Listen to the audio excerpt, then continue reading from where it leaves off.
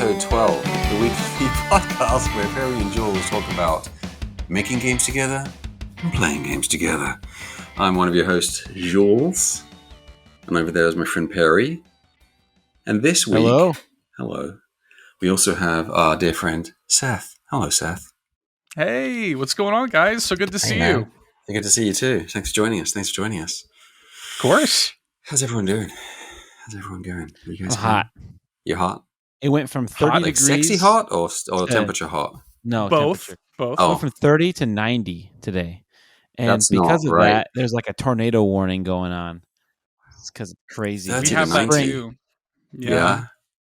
Yikes. It is 90 we have here. a tornado warning. But it was 90 here yesterday as well.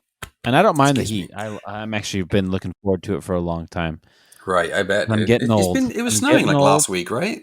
It was snowing a couple days ago. And ridiculous. I just want the heat. I just want to, yeah. Anyway. Come down to Austin, man. Mm-hmm. So this week, we're doing something a little different. Not only do we have the wonderful Seth with us, we're also going to just geek out on our mutual love of the Kirby franchise, which is fun. Kirby. Yes. Yeah, we love Kirby. Now I love Kirby. And I was promised some hot takes. Before we jump in real quick, I'm sorry. Seth, tell us a little something about yourself, whatever you want to share, so everyone who's checking us out knows a little bit more about you. Yeah. Okay. Yeah, so my name's Seth. Hi, everybody. I'm a longtime Atooi fan. I'm one of the co-hosts of All In Nintendo podcast, which Jules and Perry have both been on. Yeah, we have. Indeed. At separate times. Yeah, and it's awesome. Separate things.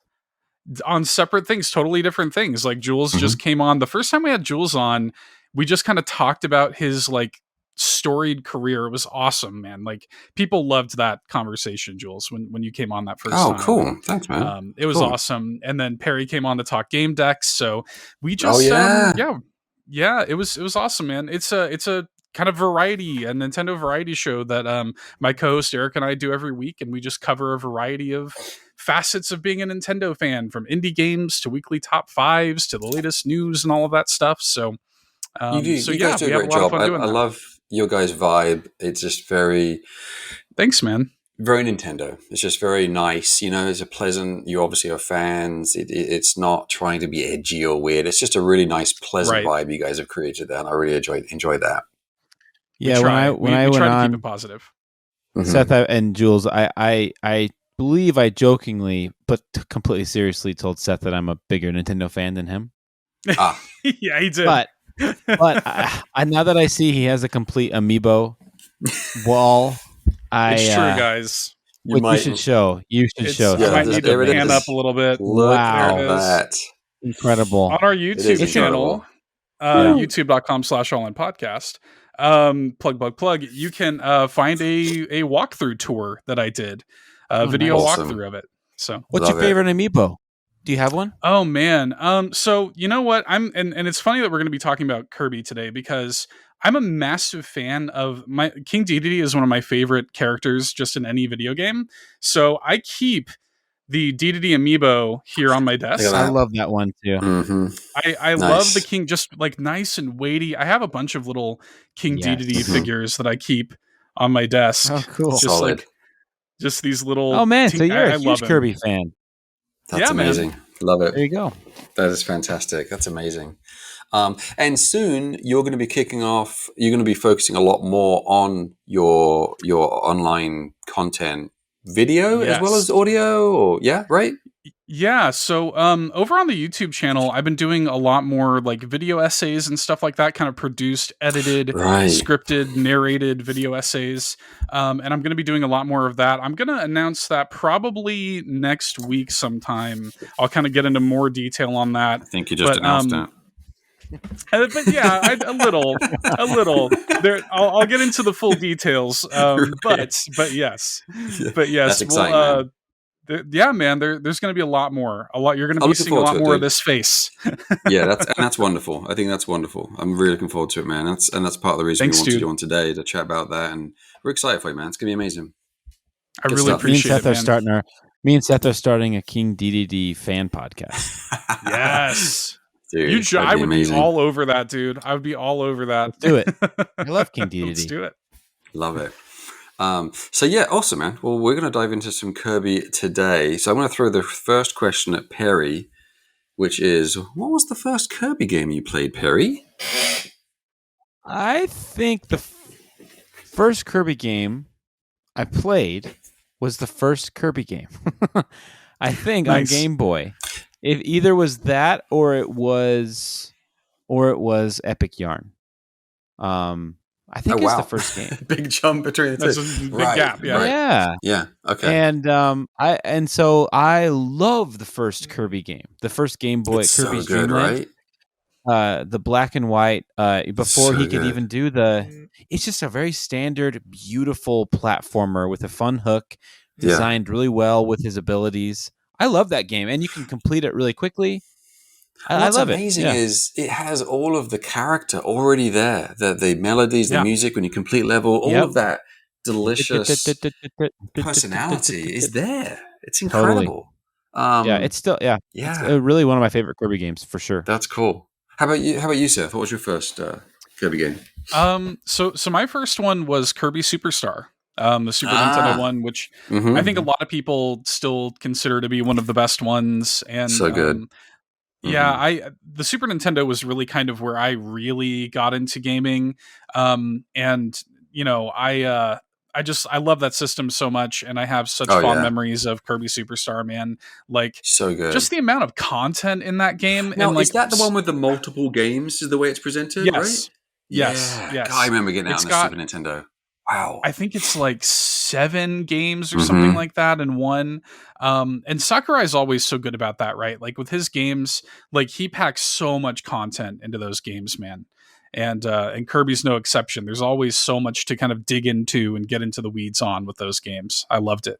No, that's cool. That was a highlight for me as well. Like that Super Nintendo release, it was kind of pretty epic at the time when that came out. Was like, whoa, like it had all those games. The visual presentation was so. Now, was that the first Super Nintendo release of Kirby? I believe so. Yeah, and now the first time we saw him in 16-bit. Yeah, and now they did have a mode in there. I think it's even called Spring Breeze mode, which they reference in this new one. Sounds familiar. I think that is actually just a straight up remake of Kirby 1 in the Superstar engine. What? Yeah, which is cool, right? So I mean, that's kind of stuff that they're doing way back then, you know. Interesting. So. That is cool, man. That is cool. I did not know that. Yeah, that's fun. I did buy that when it was released, which was like what, early mid 90s, I guess, when that came out to Nintendo, like right? 90, probably somewhere. I don't know, probably like 94 or something like that. Yeah. Yeah, there's and cool when boxes. Did the original, or when did the Kirby's Adventure? I guess, Jules, what was your first Kirby game? Game Boy, and I was just blown away, visually, audibly, gameplay wise. Like, what is this? Kirby was a marshmallow. Yeah, the Game Boy game was just like, it was so charming. That music was coming out of that little thing, and everything was like, what is happening? And the big chunky the Game sprite, Boy, the Mario on Game Boy at the time was okay, right? I mean, compared to Super Mario World, even Mario Brothers on the NES, the Game Boy one initially was a little janky until the 6 coins came along. I was like, okay, now we're talking. And right? And I don't know what super weird, right? Super Mario awesome, Land's weird. Super weird. So weird. I don't know when they came out. Maybe 6 coins came out before Kirby did. I have no idea. But as far as how it was presented to me, I played Kirby first, and I was like, oh my gosh, what is this? But anyway, yeah, so is that. Nice. So how did that impact you, Seth? So I'm looking at different screens here. So Seth, as far as the Super Nintendo Superstar, how when you first played that, like what did that do to you? Yeah, for me, it's all about with Kirby in general, but yeah, like the Super Nintendo and everything. I mean, I love the Super Nintendo is such a versatile system. Like the way that you can get so much variety out of the way you can display the graphics and the pixel art on Super Nintendo. Like there are games that look vastly different. I mean, you look at something like Yoshi's Island, and somehow it manages to look like it's drawn with crayon on Super Nintendo, So just, the visuals of Kirby, I think, stand out to me. We talked about DDD earlier. I loved that. That was when I really just kind of fell in love with that character. the charm, like you guys touched on, the personality. So had you experienced Mario already at that point, and how did it slot with you, like next to those two? Like how did it impact you compared to like Mario and like Yoshi's and so on? How did Kirby kind of impact you? I don't know that I was really. So if this is, I was probably like 7 or 8 when I was playing that game for the first time, and I don't think I really compared them like that in my mind. I think I was just kind of still today. I'm just like, I'm just happy to be here. I just love these games. Like I'm just happy to be playing this. I don't think I was comparing and contrasting them necessarily. Although I will say like Mario World was, I mean, that's a revolutionary game too, and that was one that I played a lot of. But Kirby Superstar, I do feel like I latched onto the personality of it more. Like that's the thing we keep coming back to with Kirby, is that charm, that character that they had in that game. That still totally shines through today. Nice. Yeah, totally. It still does. Yeah. How about you, Perry? Like, how does that Game Boy version, the original, how did that impact you? Like, what do you know? What age or when that was? When was that? And how did that? I can't sit with you? I'm pretty sure I bought Kirby when I got like a Game Boy Advance SP, and I went to the local used game store. And it was so you played it on the SP? For like $4. Yeah. Oh, nice. Yeah. That's a good way to play it, man. Much better than the original Game Boy. Yeah. Nice. I just remember it just being easy but fun, and not too, but just good game. Just like a good game design. Like it was fun to play through. Nice. But so it was way after the fact. Yeah. What a great way to play it, though, honestly. Because it's nice. It's backlit. It's not all that blurry crap that's going on. I mean, that's just a great way to experience it. Can you still in your hands. believe that? That's what I was just saying on my other podcast, that like I can't wait to show Dixie, my daughter, the old Game Boys that we used to play on. Yeah. Because it's like I pick one up and you turn it on. I don't even know if it's on. I turn it on. It's like, I know, right? How did we do this? I don't get it. It's incredible, isn't it? Like you actually have to be outside. I remember playing Pokemon in my room with a flashlight in my mouth. Amazing. Under the covers so I could see. Yes. That is incredible. I love that. Oh my gosh. I love that. Ridiculous. So Seth, like what would be like taking the entire Kirby series into consideration, like what are some or one of the standout games that kind of resonate, I guess, the most with you? It's a big question. Because I mean, for those that don't know, right? I guess let's go over the platforms. There's Game Boy, there's Game Boy Color, I guess, Game Boy Advance, definitely, DS, 3DS. I get it, Wii U, GameCube, even because you got it right on. Sorry, GameCube, N64, even right? N64. Did I miss Super Nintendo? I think I did. Super Nintendo, obviously. So man. pretty much every Nintendo platform, I guess we could probably say safely, that's had except for one, NES, I guess, 5. Right? No, NES has Kirby as well. Right? It has incredible Kirby. Yeah, Kirby's Adventure. Pretty much. Yeah, you probably thought it was a Super Nintendo game because it looks so good. It looks so good. Yeah. Yeah. So ridiculous. Anyway, sorry, just in case someone's listening and doesn't know what we're talking about. Yeah, it's pretty much touched every Nintendo platform. Sometimes multiple times. Like the game GBA had like at least 2 or 3. I want to say Kirby games. Amazing Mirror, Nightmare in Dreamland. Yeah. Probably DS had a lot of them actually. So there's a ton of games in the series. Let me do a little show and tell here if I can. So definitely, I've got here Kirby. For those who don't know, is maybe Nintendo's most spin-off heavy franchise, with the exception of maybe like Pokemon. Kirby's got a million little spin-offs, and they're all really good. And one of my favorites is actually this one right here, Kirbys Avalanche. For the Super Nintendo. Oh, okay. What is that about then? I can't remember that one. So this one, it's basically just a Puyo Puyo clone. But lovely. Here's the great thing about this though, is it's so dumb. It has like really bad rudimentary voice acting that I love. That's amazing. And it also has I think maybe the only instance of Kirby talking. Like Kirby actually has dialogue in the game, which is bonkers. That's amazing. And I also love, like, again, big DDD fan. I love DDD just right there, front and center on the cover. I mean, how cool is that, man? Yeah, I love how it's like the thing I love about DDD. Maybe we should say this for our podcast, but I love that he doesn't look like a villain. It's just kind of weird about him. Right? He's just this goofy, dorky, lazy. I love him, man. Yeah, he's And great. then in Forgotten Land, he's awesome. There's also this one. This is my favorite DS Kirby game, Kirby Mass Attack. Yeah. Which is, I love that game. That game is so much fun. I feel like people don't talk about Mass Attack. It's so like fun. Pikmin and awesome. Yes.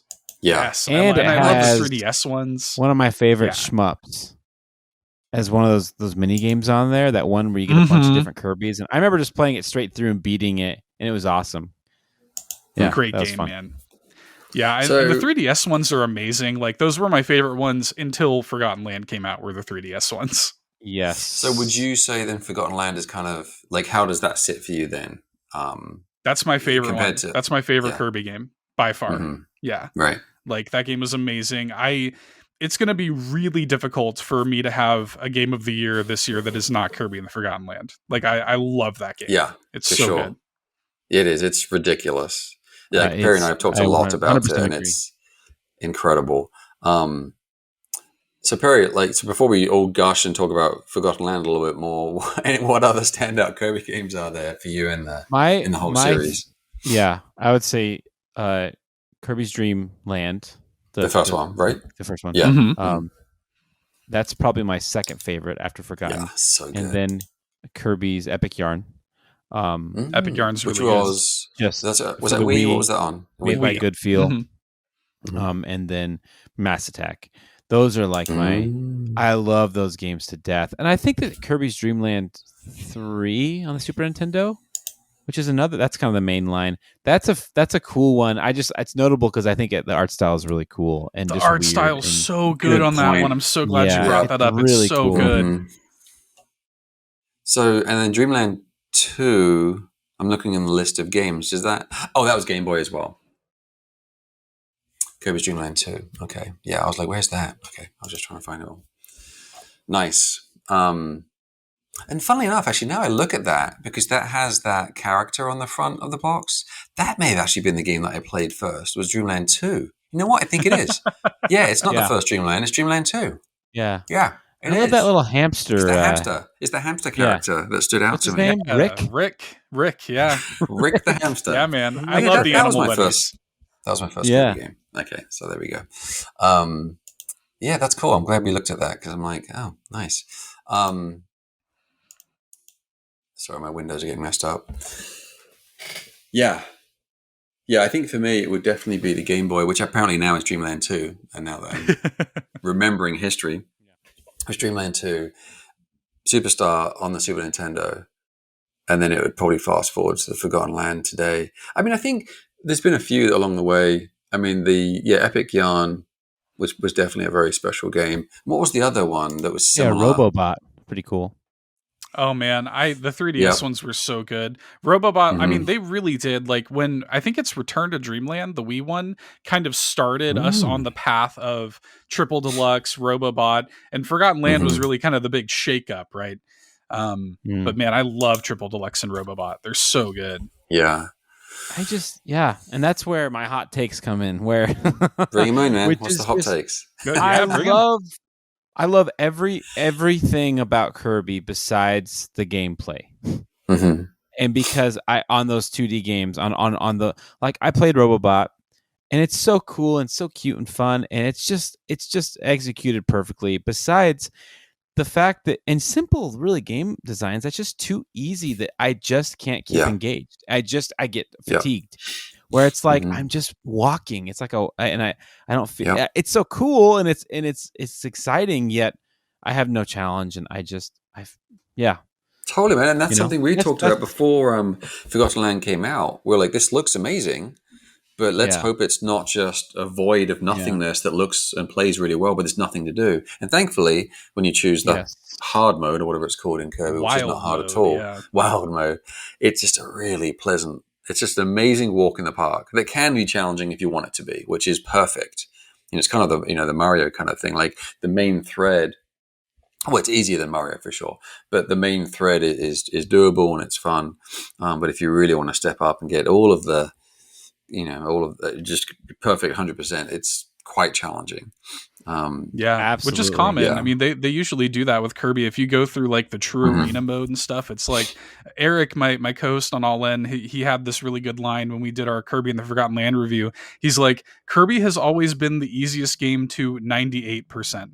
Right, Because if you're going to 100%, there's some real challenge in there. Totally. Which is funny, isn't it? Yeah. So final thoughts then, Seth, on Forgotten Land. Like, what is it that really? How did it impact you? Like, what? Like, because it obviously came out of nowhere. It is completely different. I don't think any Kirby game is quite like it. It's so good. What did it do to you, loved man? it. Coming into it, I was really kind of worried that it was like, okay, are we just throwing Kirby in 3D and calling it a day? You know, like I would have been okay with that. But the game is more than that. It's like, it's the, you know, I know the Mario 3D World comparison gets thrown around a lot, but it really is kind of that. It's that kind of recontextualization of Kirby. It's these kind of like bite-sized challenges that are constantly happening. It's like you're never doing the same thing for very long. I love the treasure roads. I love that. Probably my favorite thing about Forgotten Land actually is that the Kirby lore is more front facing. I won't spoil anything for anybody, but the Kirby lore is more front facing in Forgotten Land than it ever has been. There's always been a little bit of darkness bubbling under the surface of Kirby, and Forgotten Land really kind of just takes that subtext and makes it text. Like they're just like, here it is. And I love that about it. I love that it just goes crazy with the Kirby lore. It's so good. Nice. Now, if you were to score it out of 10, what would you give it? Probably like, I mean, if I could do like half points, I mean, my only real complaint, and this is going to sound cheesy, but like, I'd give it probably like a 9.5. My only real complaint is that there's not more of it. Like, that sounds cheesy, but I just wanted more. I 100% of the game, and it probably took me like 15 hours. I did it in a weekend. Yeah. And that is relatively short, I suppose. When you think of 3D World, you think of in Mario Bros. U. I mean, that is shorter than those experiences. Yeah. Right. I just wanted more. Like Eric and I both kind of came to this conclusion where it's like, after I 100%ed it, I literally just wanted to start a new file and play it again. Yeah. Like, I just wanted more. Which is a good thing, I guess, right? That's a good problem to have. Thing. It's better than the opposite, right? Like, oh my God, this is long, please stop. I wonder if they will release DLC for that. I hope so. It certainly could fit well for that, and Nintendo seems to be doing that a lot with some of their games. So I'll take a full-on sequel. Thank you very much. Yes, that would be good. I'd like that too. And the other Forgotten Land. Right. So, what are your final thoughts on Forgotten Land, Perry, as far as how it impacted you and how you? Well, I want to. So Seth says that, you know, we probably agree. It just might be like a semantic argument, but I think the transition from what I know of Kirby, which obviously Seth knows a lot more and played a lot more, I thought it was like essentially pretty much exactly Kirby 2D. Now you have Z. Now you have the Z field going in, and it just translated so well. And I felt like this is what Kirby should have always been. It feels great, and honestly, it's the same mechanics almost all the time. Besides like the mouthful mode, which is a really fun way of going the extra step, where you have a hat, you have a mode, and then you also have. Sorry, you're a kiddo back there. That's amazing. That's hilarious. Yep. It's you can have a special what do they call them? Ability, and then also wrap around a big object. That's a great thing, you know. And I could see that that same mechanic being in a 2D game, Kirby. And but I think that the idea is because it goes into 3D, I think it becomes more than what Kirby. It just is a whole new direction. Totally. And I just think that it's. I loved it. I beat it the other day. I got all the Waddle Dees, and it was super hard. Some of it's really tough, and I love that. And it's everything I've ever wanted in a Kirby game. And totally, man. Like, I'm so happy that it came out, and it's wonderful. So what would you give it out of 10 if you had to? If I give it, I'd probably give it a good old 9. Yeah. Good old 9. Room for improvement. Exactly. Nice. Yes. Very nice. Cool. I think the levels were a little long. Okay. Some of them are. Yeah, definitely. And then when you're encouraged to really well to do the challenges, which I think is fantastic, that's when you can get a little fatigue in there when it's like, okay, these are pretty long. Yeah. And it's a delicate balance. But yeah. Oh my Totally. goodness. Yeah. My dog's up here. Everyone. It's a party. Well, we're going to wrap it up soon anyway. I completely agree and echo with all of your sentiments. I would I love it. I think it's literally it's such a natural extension of the 2D experience now in 3D. It works so naturally and so well. So good. And they've designed it. I mean, it's really a huge flex, honestly. Like the team who made this are really showing their guns. It's like, wow. I mean, what an expert production. I mean, in almost every way, visually, audibly, gameplay, just presentation. It's basically pitch perfect. It's like, wow, nicely done. Like I was telling you, like when I got to World 2, and I won't, I guess, spoil it for anyone, but when you go into level 1 of World 2, it's a new art theme from the first one. And I was like, my mouth was open. I was like, this is so gorgeous. This is amazing. Yeah, man. I just want to live in that level forever, please. That level was way too short. Like I want more of that. And one of the best incredible. Nintendo soundtracks of all time, by the way. I'm a huge video game Super music fun. fan. And it's the all over the soundtrack place. It's is so interesting. good. Yeah, it's so fun. good. So good. Yeah. So really fun. it's almost, it feels like that whoever made it has been holding back. Like they had this jar of ideas over the decades. They've been throwing stuff in and they finally pulled it out and then poured it into this game. And here it is. It's like, where did it come from? You know, pretty amazing. And I can't help but think that 3D Land and 3D World, Mario 3D Land, 3D World inspired it, right? Because those games are amazing too. Some of our favorite games. Yeah. And this, carries that torch on in a different but awesome way. So very, very happy that exists in our world. And I'd probably give it a 9.5 as well, honestly, because it's pretty incredible. Good stuff. And I think that is all the time we have this week for Atooi Talks. Any final comments, Seth, you'd like to throw out there about anything? I mean, I guess just if you want to hear more of me talking about Nintendo, check out my podcast, All In Nintendo Podcast. I'm told to spell it. It's ALL and then letter N, like N for Nintendo. If you search All In Podcast, you'll find us. Perfect. And I'll throw the link up there right now. All N. We can magically do that. All N. Awesome. Well, thanks for joining us, Seth. Good to see you, man. Thanks, guys. Good to see you. I appreciate it. Thank you, Seth. Absolutely. And Perry, I'll be seeing you again next week, my friend. Okie dokie. Skibbity bibbity. And that was Atooi Talks.